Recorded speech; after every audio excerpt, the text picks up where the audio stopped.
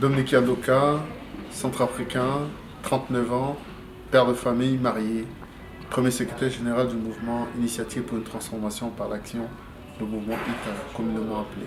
Le mouvement ITA, c'est un parti politique qui a une assise sociale et communautaire en République centrafricaine, qui a pour mission de relever le défi du renouvellement et du changement dans notre pays, qui doit apporter une nouvelle vision à travers les actions dans le social, dans le cadre économique et politique en République centrafricaine.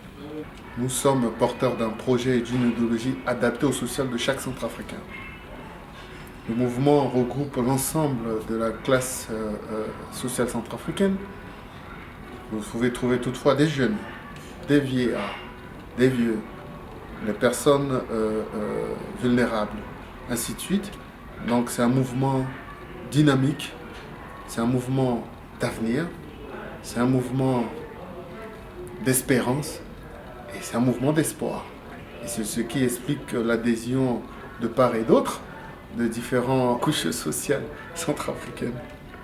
Notre vision est claire. Nous n'allons pas inventer la roue.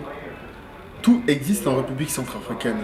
Et c'est la mise en application, c'est le caractère sérieux que depuis l'indépendance jusqu'à aujourd'hui, que ceux qui sont venus avant nous n'ont pas su les mettre en exergue. Le mouvement ITA va venir, si ce n'est que pour récupérer ce qui existe, pour le mettre en avant. Et ça, dans une dynamique, dans le sérieux que nous pouvons apporter et que nous voulons pour notre pays, la République centrafricaine. Nous sommes bien entendu conscients de l'attente du peuple et nous voulons relever ce défi, pas en faisant de la magie, mais c'est en se mettant résolument au travail pour pouvoir impulser ce changement tant attendu en République centrafricaine. Il n'est point de rappeler la situation que traverse notre pays. Tout le monde le sait. Ce n'est plus à moi ou à n'importe quel centrafricain. Ce que les centrafricains vivent dans leur chair, c'est ça qui résume la situation actuelle. Absence d'initiative forte, absence d'action forte, absence de leadership.